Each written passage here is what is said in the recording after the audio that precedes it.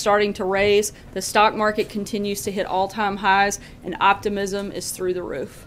Just imagine what's going to be possible when this plan passes. And I think it will be a great lead into the Christmas season and something we can all be excited about. And with that, I will take your questions. Jeff.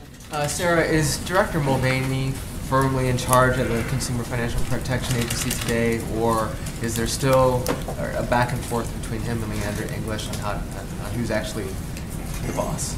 Director Mulvaney has taken charge of that agency, and he has the full cooperation, litigated and certainly answered during the election by the overwhelming support for the president and the fact that he's sitting here in the Oval Office today. He's made his position on that clear at that time, as have the American people in his support of him. So John Decker. Apologized for it, which would seem to acknowledge its authenticity, and that position hasn't changed? No, like I just said, the president hasn't changed his position. I think, if anything, that the president questions, it's the media's reporting on that accuracy. John?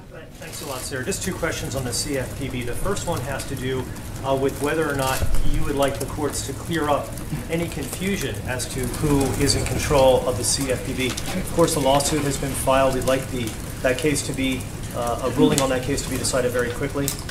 Look, of course, we're aware that a lawsuit's been filed, but we're also aware that the law is extremely clear and that Director Mulvaney is the acting director here, as has been outlined by the counsel's office, by the Department of Justice, and, as I said before, CFPB's own general counsel, which was appointed by Condrey. So I think that everybody is in full agreement that he's the director of this office. Trey? Sorry, John. Let me just jump around. How do you envision the agency operating under Director Mulvaney? Much better than it has in the past. In what way? What are the functions of the agency? Like I said, we're not going to put political ambitions as the number one priority. We're going to make sure that the consumers are actually being protected, which is what the agency was created for. Trey?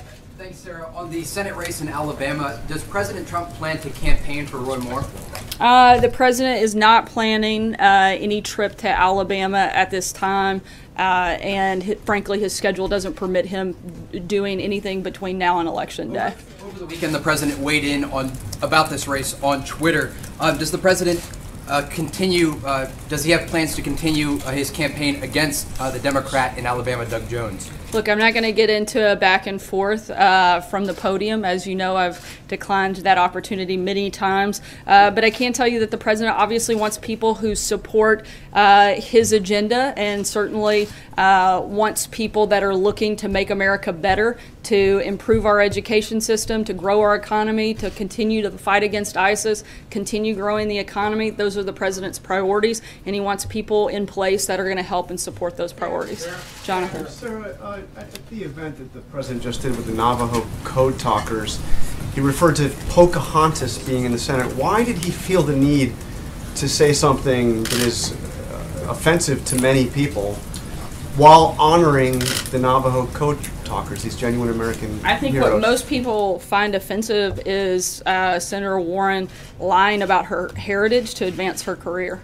Now, she said it was a racial slur. She said it was a racial slur. What is your response to that? I think that's a ridiculous response. Steve, just follow up with that, because the president was speaking at an event to honor members of the greatest generation, people who fought in World War II, who are in their 80s and 90s now. And the moment had many people online asking whether the president lacks decency. What's your response to that notion? Look, I think the president certainly finds an extreme amount of value and respect for these individuals, which is why he brought them and invited them to come to the White House and spent time with them, recognizing them and honoring them today. So I think he is constantly showing ways to honor those individuals, and he invited them here at the White House today to meet with them and to also remind everybody about what the historic role that they played many years ago. Kristen. Why is it appropriate for the president to use a racial slur in any context? I don't believe that it is appropriate for him to make a racial slur or anybody anybody else. This is a racial slur, so why is it appropriate for him to use that? I think, like I said, I don't think that it is, and I don't think that was certainly not the president's intent. Does he see I think, again, like I said, I think the more offensive, the most offensive thing. I'm sorry? Does he see political value in calling people out racially? Why use that term? Look, I think that Senator Warren was very offensive when she lied about something specifically to advance her career. I don't understand why no one's asking about that question and why that isn't constantly covered. See, You commit me to on Syria. First, on Friday, the president's call with Erdogan in Turkey, where he seemingly announced to him that the U.S. is not going to continue arming the Kurdish forces fighting ISIS. Can you address sort of concerns that the U.S. now seems to be backing away from its previous support of a partner in the fight against ISIS? No, look, once we started winning the campaign against ISIS, the plan and part of the process is to always wind down support for certain groups. Now that we're continuing to crush the physical caliphate, that we're in a position to stop providing military equipment to certain groups, but that doesn't mean stopping all support of those individual groups. But that was the whole purpose, was to help defeat ISIS. We're making massive progress in that front, and once that was moved forward, that was always been the plan, and that hasn't changed. And just a second one quickly on Syria. Is it still a policy of the United States that Assad must go, or is there a sort of more of a containment policy sort of emerging out of the White House? We don't have any changes in our position at this time. Jeff? Back to the Access Hollywood tape, you said that he made his position clear at the time. He said, at the time, he said, I said it, I was wrong, I apologize. But you just said the media's reporting of its accuracy. So can I ask again, does the president acknowledge saying that was on the Access Hollywood tape last year? Look, I said that he'd already addressed it, and that we didn't have any updates to that. I said what he didn't like and what he found troubling were the accounts that are being reported now. Well, what counts are being reported now that weren't reported last year? What counts are you talking about? The ones that are current that he's questioning. Following up on Steve's question, so what is the official policy on Assad's position? Should he stay or go? Look, as I just said, we don't have any changes into past statements that we've already made on that front. Nothing new. Blake? On the CFPB, does the White House believe that Leandra English is unqualified for that position? We believe that Director Mulvaney is the right person at this time to lead that agency, and that's why he's over there. If you believe that he's the right person, I guess the follow-up then is, what does the White House or what does the President have against Leandra English in that spot? Look, I'm not saying that we do have anything against her. I'm saying that we want Director Mulvaney to lead this agency, and that's a decision that the President is allowed to make and one that he's made and has legal authority to do so. John? Thank you, Sarah. Two questions about personnel. The President's appointment of Governor Brownback for the ambassador-at-large slot dealing with religious liberty has been stalled, and the Senate has yet to confirm him or vote on his confirmation. Now, at the same time, the National Security Council staff has a vacant slot that deals with the same issue, religious liberty, that doesn't require Senate confirmation. Is he going to fill that slot on the NSC? I'm not aware of any specific announcement for that position at this time, but if one happens, we'll certainly make sure you're aware of it. Now, and the other question is regarding the appointment of Director Mulvaney to a simultaneous presidential appointment. It seems a little odd because this has not been done, according to many accounts, since before World War I. We're an administration that likes to break new ground, John. Well, broke it. The last time was before World War I, when the Secretary of the Treasury was also the first chairman of the Fed. Whose idea was this, or did the President decide to give the dual positions to Director Mulvaney? Look, I think the President felt like he was the right person to lead this agency, and he made that decision. I don't think there's more to it than that. Fred? Oh, thank you, sir. One on the CFPB. As far as reforms to the agency, the House has passed the Choice Act. That's still no action on that in the Senate. Is this something, does the administration see this as an opportunity to try to push congressional reforms to the agency? Look, this is Director Mulvaney's first day. We're going to let him get settled in before we start announcing new policy, but when we do, we'll certainly keep you guys posted. Anita? Sorry, I'm going to try to jump around for save time. The other day that the issue of the Dreamers would not be in the spending bill. We're reaching the end of the year now, and I'm wondering what the President said that he would take this back up if Congress couldn't act. Negotiations aren't really going anywhere. What what does the president propose to do? Does he see that happening in Congress in the next few weeks? Wish for a standalone bill?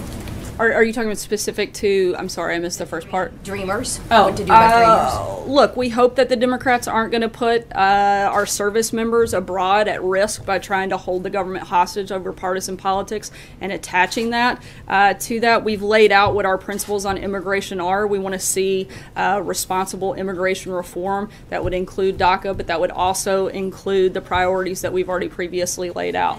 Don't come up with anything? Like I just said, we hope that the Democrats are willing to actually make responsible immigration reform. We've laid out what we want, and look, the president's got a meeting with various members tomorrow, and I would imagine that that will come up at that time. With the leaders? Kristen. Sarah, what would you say to consumers who are concerned about somebody who once called the agency that he's now ostensibly leading, Mick Mulvaney calling the agency a sick, sad joke? What would you say to consumers who are concerned about somebody like that now ostensibly leading this agency that was designed to protect them? I think that consumers should be glad that they finally have somebody in there that actually wants to fight for consumers and not fight for their own political ambitions, which we've seen in the previous leadership, and which will be a very different change under Director Mulvaney. David. Sarah, at this point, Senator Al Franken has allowed that there may be more women coming forward. He doesn't know that there are, but he said there might be more women coming forward. At what point does the president condemn him? How many women does it take? How many accusations does it take before the president says Al Franken should resign? And is he holding back because of some unresolved accusations against himself? No, I think it's, look, the president's not going to weigh in on every single matter like this. Look, every single day we've got people from the media, from Hollywood, from members of Congress that have allegations brought against them, and we think that this should go through a due process, and that's something that Senator Franken should first be the one to address, and not for the president to weigh in every single time one of these accusations comes up. But there should be a process that we go through, and we want to make sure that that's completed. You said with the Access Hollywood tape that the people have spoken, the president's president, so that's kind of been litigated. Do you think that I think the president also addressed it at the time. Fair enough. Do you think the fact that the president has been elected, that's all been litigated, means that the public believes the women who have accused him in the past of sexual misconduct are wrong? I think that the president's been very clear that he denies any of those allegations having taken place. Thank you, Sarah. Just to follow up on you saying that the CFPB has not looked out for consumers, can you point to some specific cases where the CFPB did not act in the best interests of consumers? Yeah, we have a list of those. I'll be happy to provide them after the briefing today. Some now? Yeah, I don't have it right in front of me, but I have read multiple things. I'll be happy to provide it to you after the briefing. Separately, over the weekend, the president went after CNN International. Today, he called out CNN in a tweet. In the conversations that the president has had with Rupert Murdoch, has he ever brought up CNN or talked about the AT&T Time Warner merger? Not that I'm aware of. Not that I know of. Sarah. I'll take one last question. Veronica. Sarah, thank you. The last time the president met with congressional leaders, he surprised a lot of people making the deal, if you will, with, he came out and said Chuck and Nancy. It seemed to take Republicans by surprise. Should we expect something like that out of tomorrow? Should Republicans feel anxiety or concern leading into tomorrow's meeting that he may, if you will, throw them under the bus, if you will, leading into tomorrow's meeting? Look, I don't think the president threw anybody under the bus, but if the president, I'm not going to get ahead of that meeting, but if the president can make a deal and any of those Democrats would like to come on board and support tax reform, I think that's something we'd certainly welcome and be happy to celebrate with them after, as my guess is most of the Republican senators would also be excited about that as well. Thanks so much, guys. Have a good afternoon. Was the protocol office involved in this